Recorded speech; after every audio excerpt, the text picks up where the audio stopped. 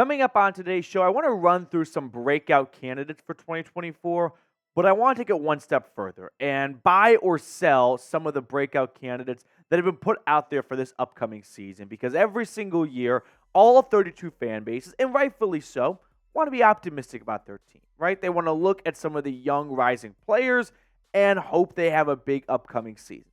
When the reality is, that's not always the case. Like, take a stroll down memory lane with me. And I'm not doing this to pick on anyone. We all do it. Last year, I remember seeing Jerry Jeudy was going to be a breakout player for the Broncos. Ultimately, that didn't really happen. How about the season before that? We had Calvin Anderson. That was never going to be a long-term solution at right tackle. Even myself in 2022, Jonas Griffith. Fortunately, didn't happen. Take it one step further. 2021. Bryce Callahan, right? So sometimes these guys do live up to the billing, but sometimes they don't. And so what I want to do on today's show is really look at the players that are being mocked or projected to break out the most and tell you which ones I think really will and which ones I just am not buying the hype around as much as others are. Now, before we get to our first breakout candidate, if you think Denver can win more than 5.5 games this season, which I think the Broncos can, hit that thumbs up button. We haven't had 300 likes on a video in nearly a week, so let's end that streak right now by liking today's video. Now, the first breakout candidate that I am buying the hype around is Jonathon Cooper. And to be honest, you can make an argument that last year was his breakout season, right? Put together 8.5 sacks, 8 tackles for loss. Him and Nick Bonito were leading the pass rush for the entire season. The former 7th-round pick got off to a pretty good start, I'd say, for a 7th-round pick, right? 2.5 sacks, 38 tackles. But last year, he was playing so well early on, he more or less pushed Frank Clark and Randy Gregory off the team because they had to get Bonito and Cooper on the field more.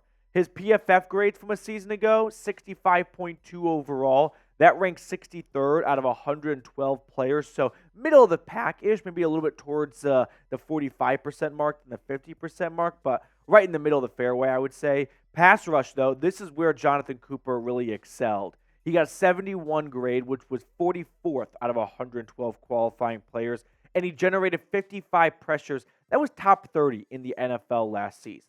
So he may not be the most well-rounded pass rusher or edge rusher out there, but if you need him to rush the quarterback, which we saw he can do well, he's going to get that job done for you. So I am buying a Cooper breakout season, maybe a back-to-back breakout season, because 8.5 sacks last year was really good for Jonathon Cooper, and I think he can build off of 2023 and add on to it in 2024. So I've got Jonathon Cooper putting together a strong season this upcoming season.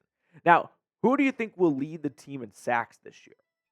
I'm going to go with Jonathon Cooper, Baron Browning, Nick Bonito. Could it be someone else like maybe Zach Allen or John Franklin Myers? Let me know in the comment section who you think will lead the 2024 Broncos in sacks.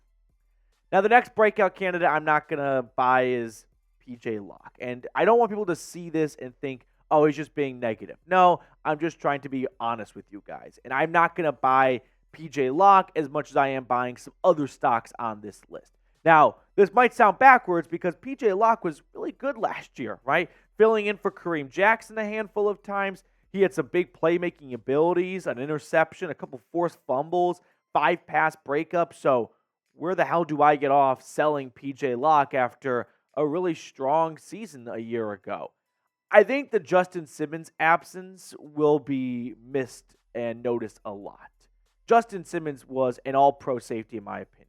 May not have gotten the accolades, but I thought he looked like an all-pro safety. And when you lose Justin Simmons, man, he was covering up a lot of shortcomings on other spots on the defense. And I think that's just going to add more to the play of guys like P.J. Locke and now Brandon Jones and when Caden Stearns gets healthy. And I don't think it's going to free them up as much to be playmaking safeties that can go out and get interceptions and whatnot. So I'm going to say sell for P.J. Locke. I just think the absence of Justin Simmons will take away some of the fun work that other guys had because they could always rely on number 31 being behind him to cover up any mistakes or any open players. Second candidate, I'm going to buy Marvin Mims. Now, it's kind of like the exact opposite logic of P.J. Locke, right? P.J. Locke last year statistically had a really good season. Marvin Mims had a much quieter year on the books. Just 377 yards, 1 touchdown. So why am I selling PJ Locke and buying Marvin Mims? Well, even though he didn't have a tremendous rookie campaign from a yards perspective, we have seen a lot of players have slow-ish starts in year one and blossom into great NFL wide receivers. Kenny Galladay, Corey Davis, Alshon Jeffrey, Randall Cobb, all guys who had less than 500 yards their rookie season. And look what they did the very next year. Two of them went over 1,000 yards. One of them was 46 yards away, and all of them combining for over 20 touchdowns. So, yeah, don't tell me it can't be done. Now, the big question mark is, will Marvin Mims be a good fit with Bo Nix? Because you go back to Oklahoma, Marvin Mims was a vertical threat. Majority of his targets came 10-plus yards down the field. I mean, the single receiving depth that he had the most targets in was 20-plus yards down the field. Look at his career at OU. He had 1,100 yards when targeted 20-plus yards from the line of scrimmage. So can Bo Nix be a vertical threat quarterback, right? Can he link up with Marvin Mims down the field? Because Marvin Mims is not going to make his money running short routes and being a slant boy. But if Nix can take that next step, he's got the perfect wide receiver waiting for him. So there's a little bit more pressure, I'd say, on Bo Nix than maybe Marvin Mims for this season. Because we saw Marvin Mims, he can take the top off of defense. And he may not have the most extensive route tree, but we have heard that, hey, even though at Oregon, Bo Nix wasn't asked to push the ball down the field a lot, Sean Payton and the rest of his crew saw in practices leading up to the draft and in drills and workouts that Bo Nix has the capability of airing the ball out. And throughout some OTAs and minicamp practices, we saw glimpses of that. So if Nix can take that big next step of being a vertical threat type quarterback, Marvin Mims is in for a monster season. All right, moving on to my second sell candidate. I'm going to go with Riley Moss. And I know I've been more on the critical side for Moss since he got drafted, but I don't think that we're going to see this starting campaign for Riley Moss kick off this year. For one, when I look at Denver's cornerback room, they signed veteran Levi Wallace. To me, that showed not a lot of confidence in Riley Moss. Maybe they signed him just as a depth piece, but I think if they were absolute in Riley Moss, they would have waited to see how Moss looked throughout minicamp and OTAs and maybe add a veteran corner in training camp. Instead, they don't even afford Riley Moss that opportunity in the spring to prove himself. They add a former starting cornerback in Levi Wallace. I think he'll ultimately, Wallace, be starting corner for this team opposite of Patrick Surtain. We saw last year that Denver pulled the plug relatively quickly on Damari Mathis and went to a veteran player in Fabian Moreau. By the way, they added Moreau like in August of last season. So they don't even wait to sign the 2024 version of Fabian Moreau in August this year. To me, I feel like actions speak louder than words. And even though George Payton in January of this year said they think Riley Moss is a starting caliber player in this league, if that was the case, why'd you sign a cornerback at his exact position in free agency, right? Why not wait until August and then get a better idea as to what you have in Riley Moss? So I think Wallace will end up starting, and I just don't think that even if Riley Moss does get an opportunity to see the field a whole lot, he'll necessarily flourish. Like, having Patrick Surtain on the other side is really awesome, except for when quarterbacks don't look Patrick Surtain's half of the field and they start picking on the other DB, which was unfortunately what Damari Mathis suffered through last year, right? Early on, him and Surtain were the starters, and no one threw PS2's way. Why would they when they can go pick on a young corner like Damari Mathis? If Riley Moss does prove me wrong and ends up starting for this team, where do you think quarterbacks are going to go with the football? Patrick Surtain's half of the field, or second-year, basically rookie quarterback Riley Moss's half of the field? I'm going to guess the latter. Third and final buy candidate for breakout candidate. Third and final buy breakout candidate. Running back highlight reel Jalil. So there has been a ton of smoke surrounding Jaleel McLaughlin throughout the spring. Some have said he has looked better than Javonte Williams. Some have gone as far to say that maybe Javonte Williams will even get cut because of how good Jaleel has been. Sean Payton spoke very highly of his second-year running back, saying he's the first one in the building each morning. The work he has been putting in has been tremendous. The work ethic is evident. So is the smoke surrounding Jaleel McLaughlin real, or is it just smoke? I'm choosing to buy the fact that there is some validity to the fact that Jaleel McLaughlin is in for a big upcoming season. Now, I don't think that means Javonte Williams is all of a sudden off of this team's roster. But last year, Jaleel McLaughlin put together some really good plays for this team. You know what I mean? 76 carries, 410 yards, 160 yards through the air, 3 total touchdowns, especially in the preseason. He definitely looked like a guy that was going to work his way beyond just making the 53-man roster, but also onto the field. Now, I'm not going to go as far to say, as some others may point to, that Jaleel McLaughlin's going to be this team's starting running back and be a 3-down player. I'm thinking that we're going to see a pretty even split between Williams, McLaughlin, and then a little bit of Samaje Perine.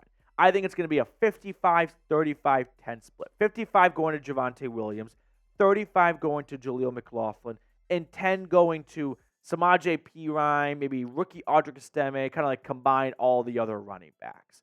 Why do I think that? Because history kind of tells me that. Like, look at Sean Payton's last 5 years as an NFL head coach. Last year, the top 3 rushing leaders at the running back position, 62, 21, 17 split.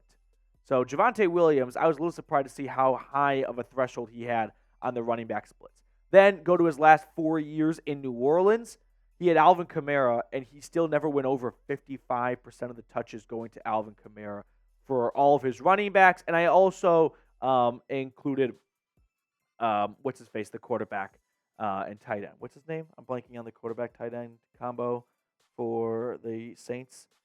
This is making bad radio right now. Drew Brees? No, not Drew Brees. The Mormon. Oh, we're going to have to cut this out, I think. Taysom Hill. Taysom Hill. We're going to keep it in. I'm going to lose my job. So I include Taysom Hill in the running back splits here because he was more or less used like a running back. So the point I'm trying to make right now in a very uneloquent way is the running back in Sean Payton's offense never gets this high split threshold. So I think it's going to be a lot more even than people think, which is why I'm still buying Jaleel McLaughlin to have a big role, but I'm not going to buy as far to say, hey, he's going to be this team starting running back and he's going to get first, second, and third down carries. Let's slow the brakes on that. I think it's going to look a lot more like this. Now, pick a running back for me. If you think you have an idea as to who's going to have a better season, I want to know in the comment section. Javonte Williams or Jaleel McLaughlin. Let me know down below who you think will have the better 2024 season. Before we get to our summer hot takes, I do want to give some shout-outs right now because on a previous episode, I asked you guys to shout out your college as my Tennessee Volunteers are fighting for the College World Series tonight against the Aggies.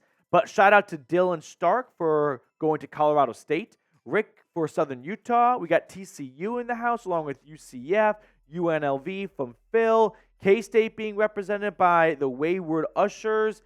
Brett went to Carson Newman in the Great Volunteer State.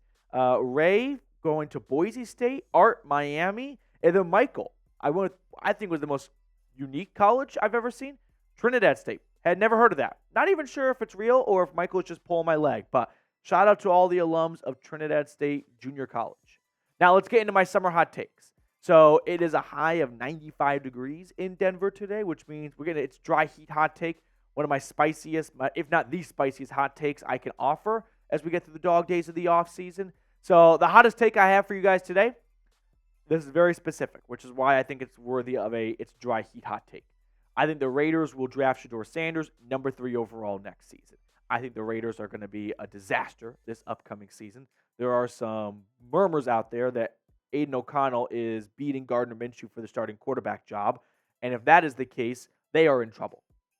And that's not saying that AOC is a bad quarterback, which it partially is, but it's more so saying, whoa, the guy you signed can't even take down a player last year who was a fringe backup, in my opinion. They're going to be a disaster. And I know they keep pointing to their defense, but their defense has Max Crosby, who's awesome. Christian Wilkins came over in free agency. And then I've got question marks for the rest of the defense. So I think the Raiders are going to be a 3-4 win team next year. And unfortunately, Shedeur Sanders will be going to an AFC West team, just not the team you may have hoped for. Now, before we sign off, remember, like today's video, hit that thumbs up button down below so we can make sure that people remember that there were folks out there who thought the Broncos were going to win less than 5.5 games. That is not happening this upcoming season if you like the video. Appreciate everyone for tuning in and hanging out with us this Monday afternoon. We will sign off, and we will catch up with you guys later.